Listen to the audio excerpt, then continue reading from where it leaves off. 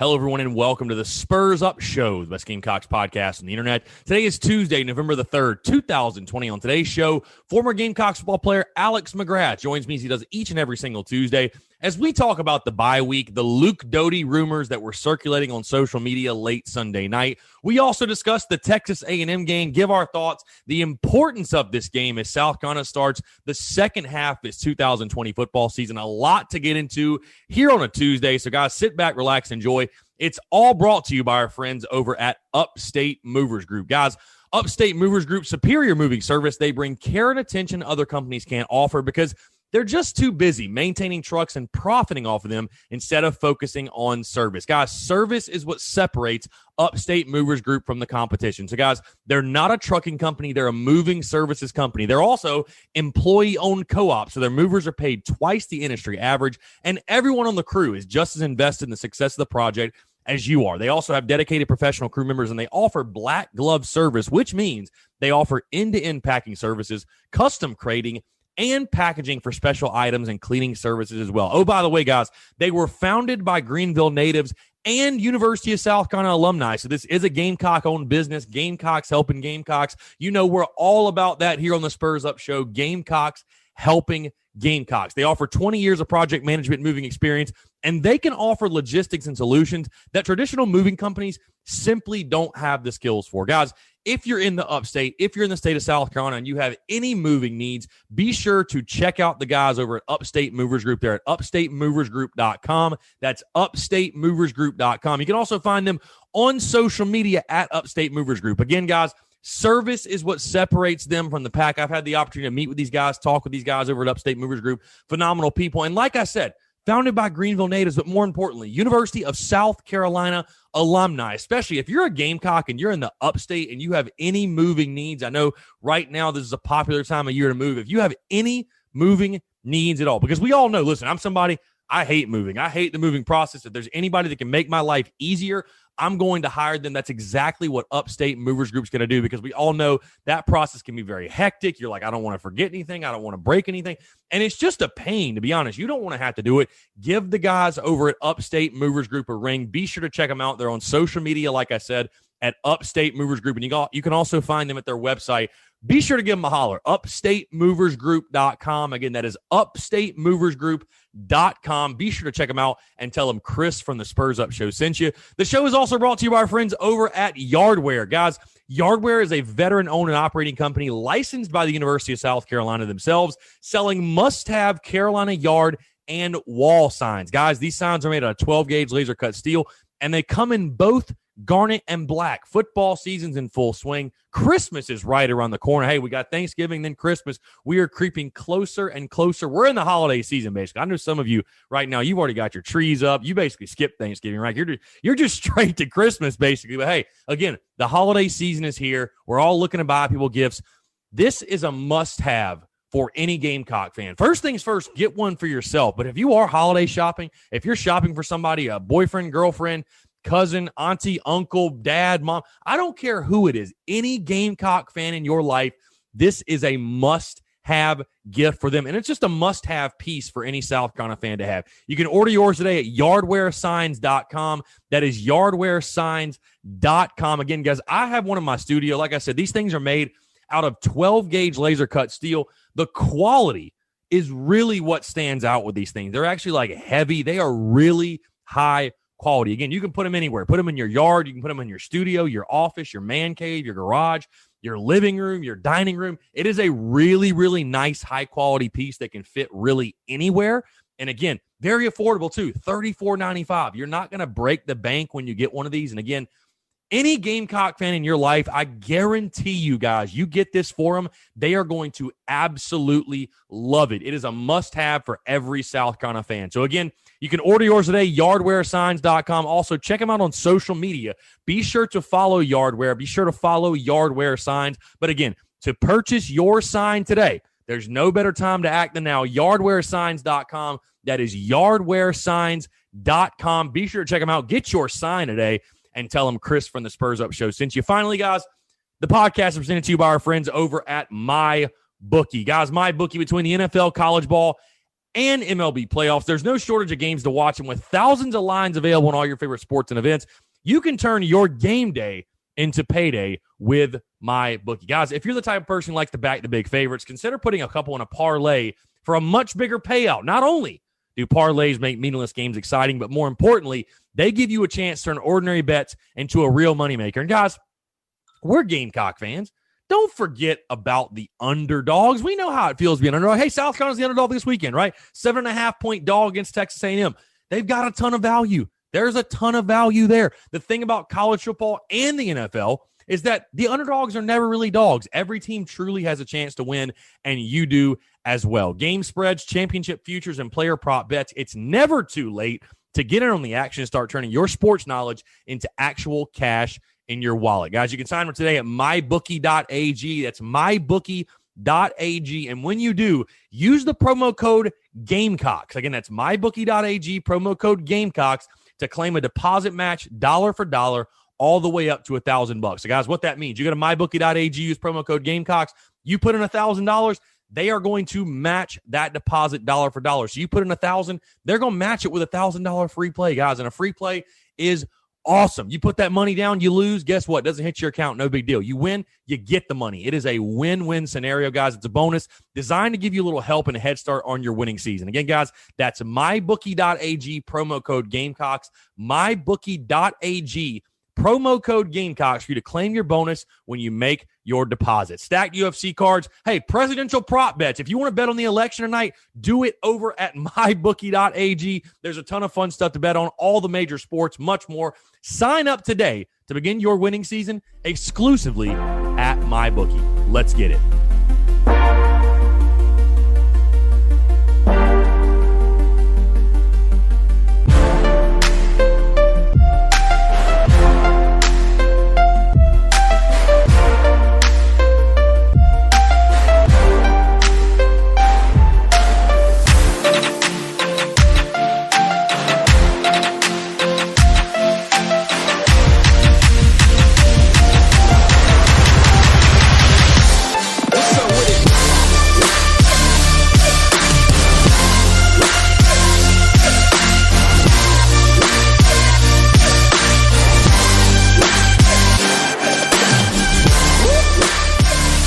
Joining us as he does each and every single Tuesday, former Gamecocks football player Alex McGrath. Obviously, we're coming off of a bye week, so no game to talk about and break down today from the past weekend, but a lot to get into as we're officially really at the halfway point. That's what I spent the show yesterday talking about. Before we get into everything football related, all Gamecocks football, Alex, I'll ask you, how was your weekend? Obviously, it was Halloween.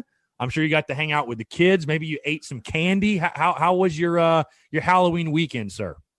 Not nearly as much candy as my daughter did, but we ate some candy, did a little trick or treating, carved a pumpkin. It was just you did go trick or treating though, because I know some people didn't or couldn't or whatever. I don't know. Is this where we want to get into the COVID truther arguments, or should we save that for another podcast? I'm kidding. I'm sorry to anybody.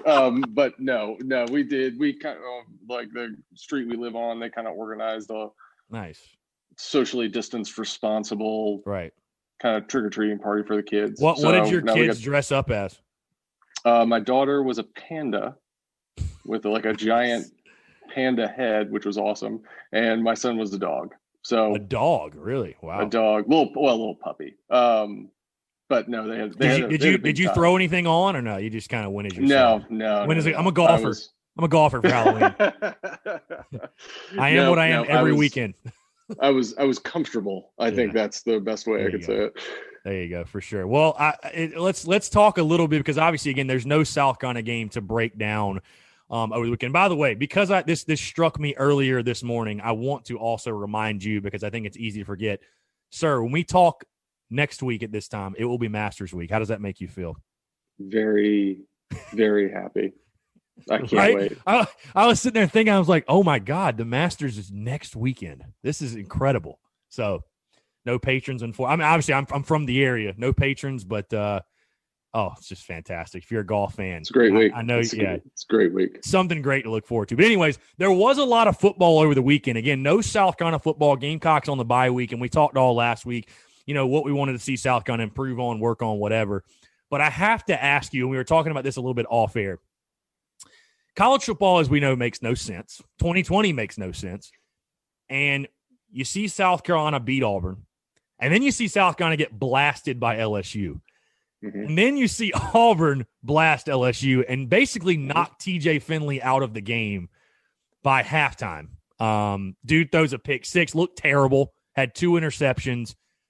I'm just curious to get your thoughts on it. Like, I know you probably didn't sit around because I tried to detach as well. I didn't watch a ton of football. The only football I really cut on was the second half of the Clemson-Boston College game because I think we were all hoping that BC was going to pull off the Catholic miracle. And, of course, in typical Boston College fashion, they just fall apart in the second half and Clemson gets the win. But just seeing the final score, and if you did see any of the game, like, I'm just curious, like, what were your thoughts? Because it's like we were mentioning of that LSU Auburn game, because it's like we mentioned off air, it's not a great look for the home team. It's not a great look for Will Muschamp and company when you're hearing the CBS announcers talk about, oh, yeah, getting pressure on TJ Finley. And, like, this is what – and I'm sure South Carolina fans and maybe the coaches are sitting there like, yeah, it seemed like that would have been a good idea if we'd have done that. What were your initial reactions and thoughts when you saw that score? I was kind of shocked, to be honest with you, because, I mean, like – as someone who picked LSU minus 3.5, I also, sir, was shocked.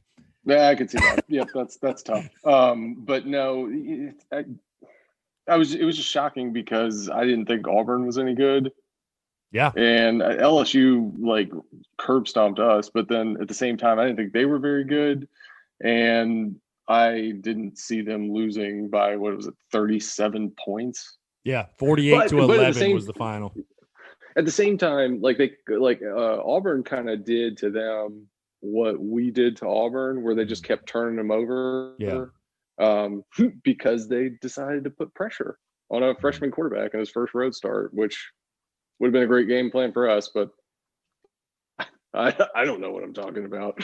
Yeah, I mean, it's just crazy. I mean, it's just crazy as far as, like we said, you'd think getting pressure on the quarterback. Again, that's in the past, whatever, but it was kind of funny because I know South Carolina fans had an eye on that one, like, again, this is not a great look for the home team. Anyway, no, it really wasn't. I want to move into this because, again, we're all kind of, coming off the bye week. We're all looking ahead to Texas A&M starting the second half of the season, but I do want to talk to you about and just kind of get your thoughts on it. Again, it's all social media rumors and social media banter, but late Sunday, rumors started swirling about the quarterback situation for South Carolina, that Luke Doty could potentially, I don't know, be QB1, taking snaps, whatever, and it obviously picked up steam. And we all know, and you know this, Alex, from your time at Carolina, the backup quarterback is by far the most popular man on campus. Until you have that true Heisman front runner, bona fide stud at quarterback. And maybe sometimes even if you do, the backup QB is still always going to be the most popular guy on campus. Well, that conversation got going late Sunday. People saying, oh, I've talked to a player. I've talked to this guy that says Luke Doty is going to be QB1. They want to make a change. I even heard people saying that, oh, the players want to see a change at quarterback, which again, I said this on social media on Monday. I question all the validity of this. And honestly, if anyone other than Colin Hill trots out there on Saturday against Texas A&M as the starting quarterback, I will be utterly shocked because I know we both agree, and I think of it this way. I think people are foolish to think Mike Bobo is going to bail on his guy after one subpar game. I just – that would surprise me. That would really surprise me if that happened. But for the sake of the conversation, let's just play the hypothetical game. Talk about if that were to happen, if Luke Doty gets the start on Saturday, like what would be your overall feelings on it? Like what would be your thoughts on it? Are you in favor of it? Are you not? Again, I said in the preseason, play the guy that gives you the best chance to win. Hey, if they're at the point right now where Luke Doty is just balling out in practice and they see that and they really think he's our best option, by all means, go ahead. What I know you and I both don't want to see, though, is a change for the sake of a change, because I said this again on social media, and I'll tell anybody this: quarterback is not this team's main issue. That's not why this team has lost games. That's not why it got blown out against LSU. It's not why Florida put up 38. This team figuring out a way to stop people on defense, to me, that is by far the number one issue. But again, back to the point, Luke Doty, again, who knows how much truth, any validity, if there's any validity to it. What would be your feelings, though? What would it tell you if the Gamecocks pulled the trigger and went with the true freshman quarterback against A&M? I would be pretty shocked by that, unless you're going to wildly reimagine what you're doing with the quarterback position. And you're going to have to. It's kind of like we talked, like you were saying about Bobo's scheme. You're going to have to completely change the offense. Have to. So this actually is incredibly reminiscent of when we played Georgia at home in 2008. Mm-hmm. They had worked in a package for Steven Garcia to get some snaps against Georgia. And I remember I came home and one of my from practice on it was like Tuesday or Wednesday, maybe Thursday. And one of my roommates was like, "Hey, I'm seeing a lot of buzz that like Steven Garcia is going to start this weekend. Is that true?" And I was like, "No." So this feels like a very, very similar situation where they're going to build in packages for Luke to play, which which it probably could and should happen. But if he got the start, I would be completely stunned by that, because the skill set that he brings to the table could not be any further away from what Colin Hill brings to the table. So you're talking about having to re-engineer an offense in 2 weeks to give a freshman a shot at this. And, given that he has taken maybe 4 or 5 snaps at quarterback this entire season, and always in, kind of a quarterback sweep kind of scenario, that would shock me.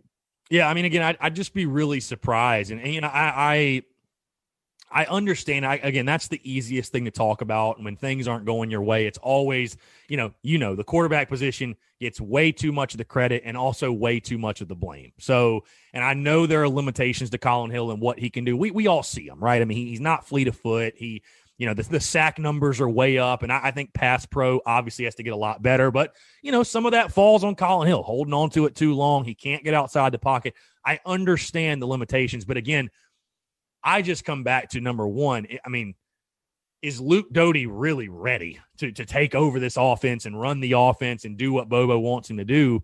And then, again, I just don't think quarterback has been the number one issue with the team. Again, I'm all for getting Luke Doty on the field and using his athleticism, because, again, I know that's something we've talked about that's just killed me and frustrated me. Is we hear all preseason this lip service from Will Muschamp of how great of an athlete Dak Joyner is and how athletic Luke Doty.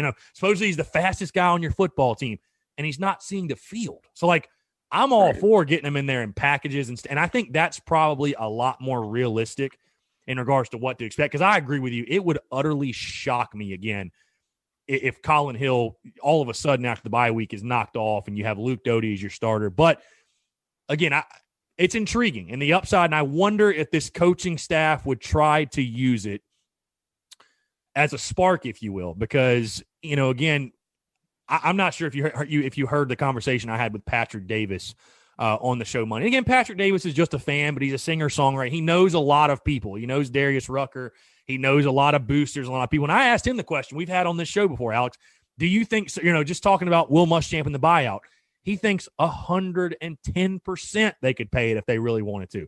He's like, those guys, those old guys smoking those cigars, they have the businesses, if they really want to open the checkbook, it's possible. So I just wonder, could this coaching staff maybe be trying to use this as some sort of spark? Because if you go down swinging with Colin Hill and you go 3-7 and you never see Luke Doty or even Ryan Helinski on the field, it's not going to be good. But it may be a different vibe if you go 4-6 or whatever and you got Luke Doty at quarterback. I don't know. I'm just trying to see how could these puzzle pieces fit together, because, again, I know we're both on the same page. I don't see it happening. But, maybe that would be the reasoning. Maybe they would, in some regard, do it for that reason. What do you think? Maybe, but I don't know why they would have waited this long to do it. Right. Either. Especially like if it's just one of those things, again, where it's just going to be certain packages, or maybe he doesn't have a full grasp of everything yet. But at the same time, that's kind of what we've talked about before, where it's like, if this is really the best athlete you've got on the team, you got to get the ball in his hands. Yeah. And if that means you got to take 4 or 5 pages out of the playbook or simplify some things, that's what you got to do, instead of, putting somebody out there who does understand it, but doesn't bring that same skill set. So I mean, it could. I mean, sure, he could go in there for the first play of the game and technically be the starter. But I think it's going to be Colin Hill most of the way.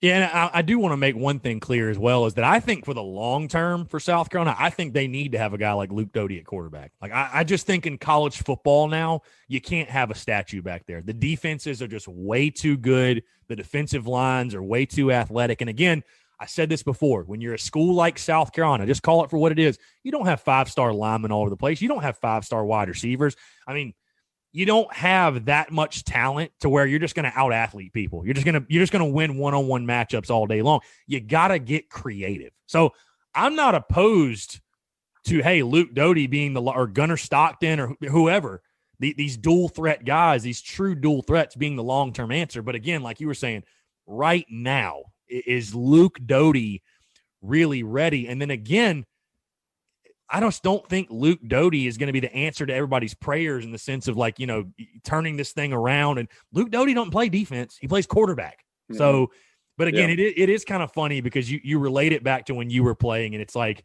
the quarterback conversation, it never goes. Because that is actually a really good point you make, is that, when Garcia was kind of coming in and platooning, and I just wonder – because Garcia kind of took the starting job after getting some limited reps, right? Because I think 2008 was the Thursday night LSU game where that was really his coming out party kind of. I remember he had the run down the sideline where he pumped the crowd up and stuff like that. And that kind of felt like his coming out party. And I know obviously they were switching those guys in and out, because I always tell the story about 2008 Arkansas where they were literally going every single play. And I remember having Garcia on the podcast. And he told me, he's like, yeah, I told Coach Spurrier, if you ever do that again, I'm transferring. I'm not doing this. He's like, I'm not doing this, Coach. No chance. So, yeah, I mean, I'll be interested to see. I'd love to see more of Luke Doty. Heck, I'd love to see some Dak Joyner. Honestly, I'd love to see some Dak Joyner.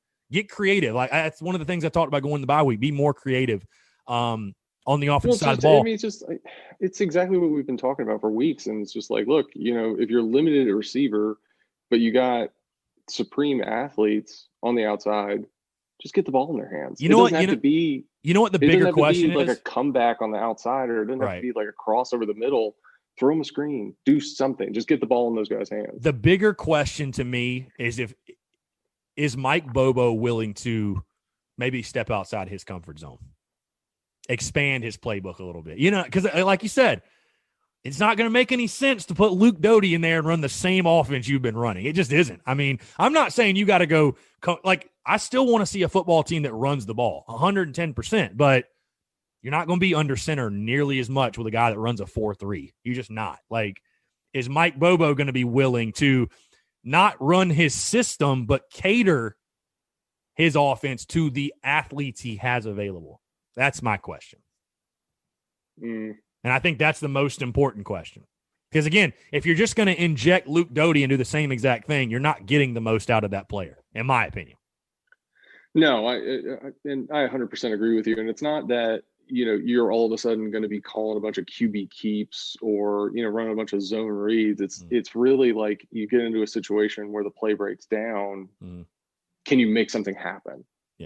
And look, Colin's doing the best he can. And as somebody who's torn an ACL before, if I had done that twice, I would have been like, no, this is it. I'm not doing this again. 3 times on the same leg. I know this. And so tenacity is off the charts with him, obviously.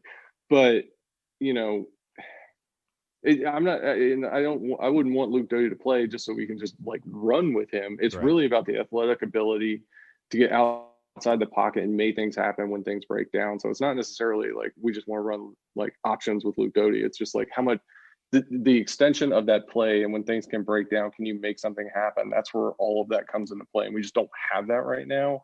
So adding that element to it is helpful, but it is changing schemes from what we're doing now. So how much resiliency we have in that department, I don't know. I mean, Georgia didn't really have anybody like that in their system the entire time Bobo was there.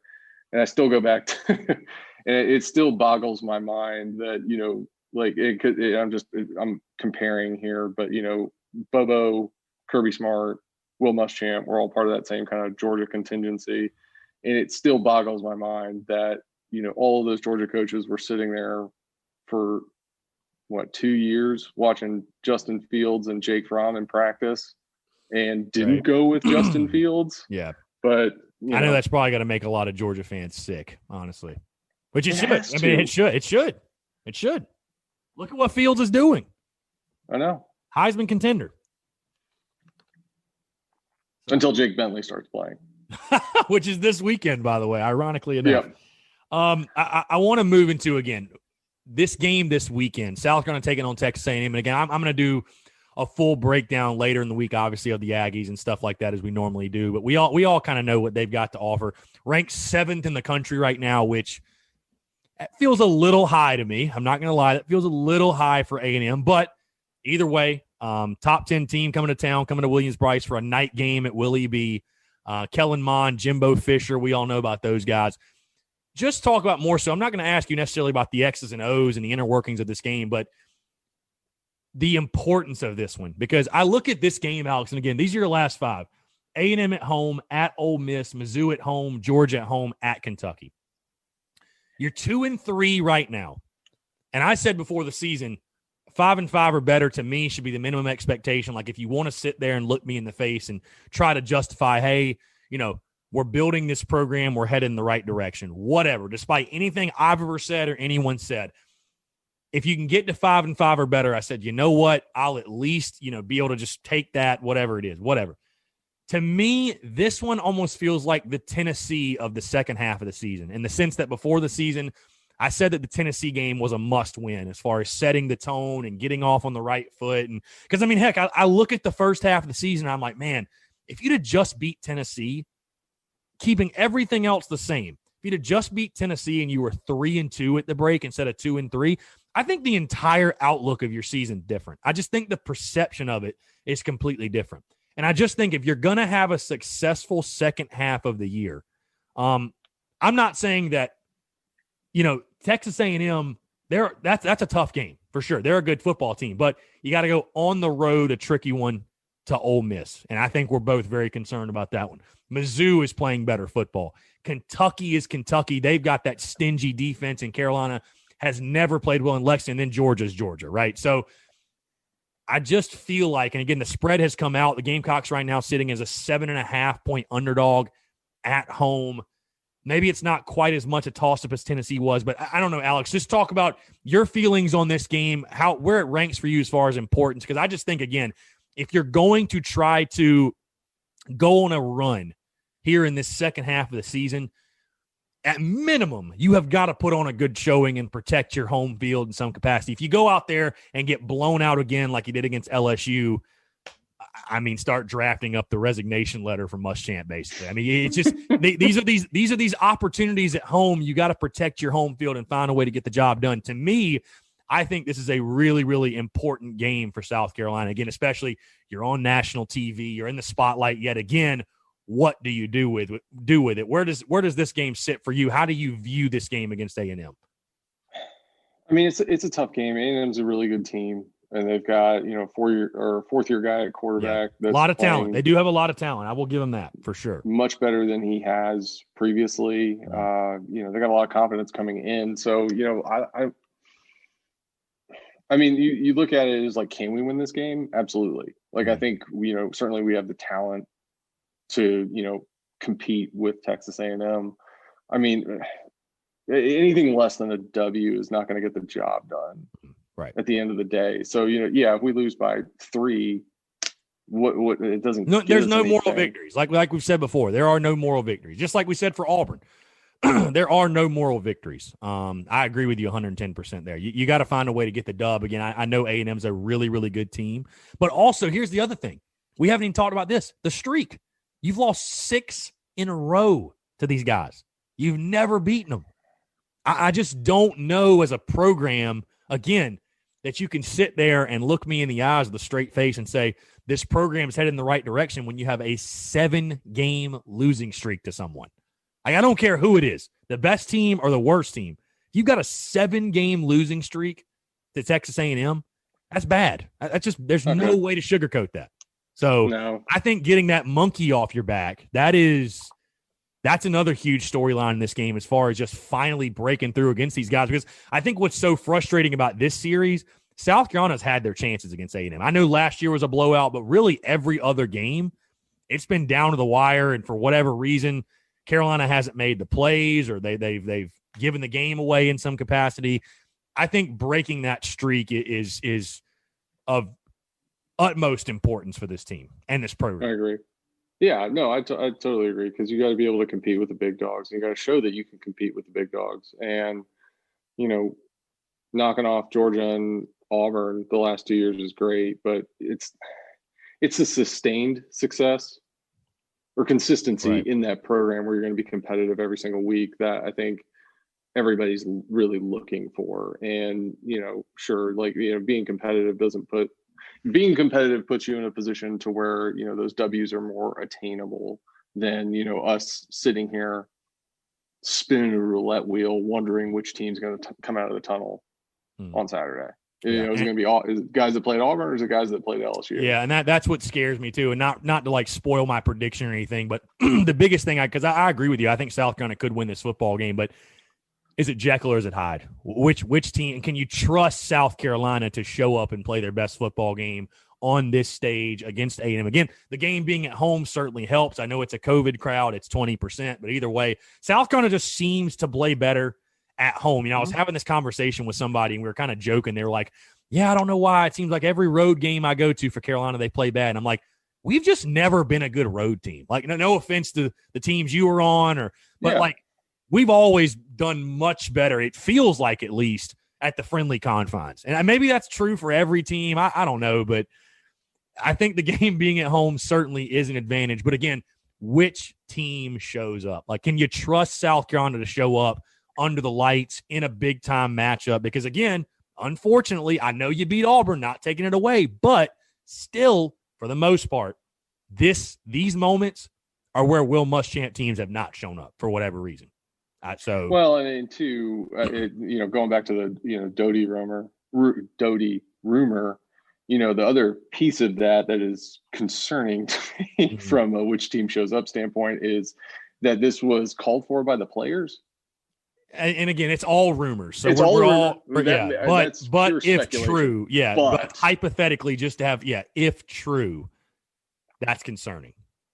It is. Yeah, and like I told you in the, off air before the show. I mean, honestly, and take this however you want, if we've got players in the locker room pointing the finger at the quarterback, but not pointing it at the defense, I have some questions. I genuinely have some questions because right now I was taking a look at the stats. You're scoring 29 points per game on average. You're giving up 30. So, I mean, you tell me what the problem is. So, now Alex McGrath, always good stuff. Tuesday, November 3rd. Alex, there's nothing interesting happening today, right? Outside of Carolina football. I don't think so. There's nothing else we need to I don't think so. No, it's just a normal. Was I supposed to do something today? Yeah, normal Tuesday. Hey, last question before I get you out of here. Just to be on the record, the starting quarterback against Texas A&M Saturday will be who? Colin Hill. Yeah. Well, okay. Let me back up. It's entirely possible that they put Luke Doty in as a change of pace. Right. First series of the game. But the starting Colin Hill will get the most snaps on Saturday. I agree. Yeah. I agree with you 110%. Hey, like I said, they want to get creative. They want to expand the playbook. I'm not going to be mad about that, but I'd be pretty surprised, pretty shocked if 15's not out there taking the initial snaps on Saturday. So, hey, we'll see. Maybe it'll be a storyline to follow. But Alex, appreciate you taking the time as always, man. Obviously, we'll break down everything with Texas A&M next Tuesday. But until then, man, appreciate you taking the time, and we'll talk soon for sure. Sounds good, brother. Absolutely. He's Alex McGrath. I'm Chris Phillips. We appreciate you guys tuning in, and we'll catch you next time on an episode of the Spurs Up Show.